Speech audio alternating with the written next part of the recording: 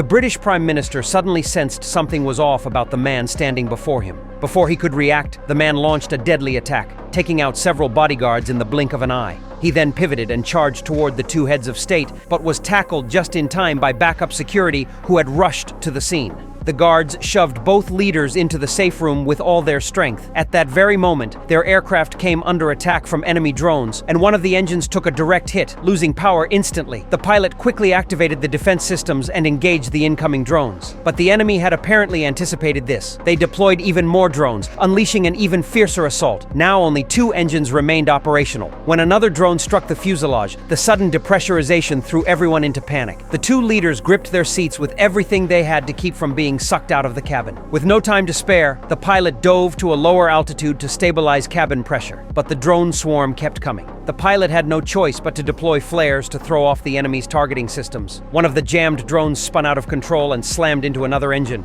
The single remaining engine couldn't keep the aircraft airborne. The bodyguard made a split-second decision and rushed the leaders toward the escape compartment, but the enemy had beaten them to it. Someone had already punched in the access code, grabbed the parachutes from the emergency locker, and casually tossed a flare inside to torch the rest. The saboteur had just bailed from the plane when the bodyguard arrived with the 2 leaders. He spotted 2 chutes that hadn't caught fire yet and thrust them into the trembling leader's hands. A quick glance at the map revealed they were over Belarusian airspace. He instructed them to cross the border after landing and head for their country's safe house in Poland. With that, he shoved them out the door. Almost simultaneously, a drone tore into the cockpit, triggering a massive explosion that ripped away yet another engine. After a heart-stopping freefall, both leaders managed to deploy their chutes successfully. They touched down safe and sound, while the burning wreckage of the aircraft crashed moments later, erupting into a massive fireball on the ground. What they didn't know was that this nightmare had been set in motion by a routine joint operation. 3 weeks earlier, the Joint Task Force had intercepted top-secret intelligence. They had finally tracked down a spy they'd been hunting for 10 years. The spy was planning to pass classified information under cover of Spain's La Tomatina festival. The team arrived ahead of schedule.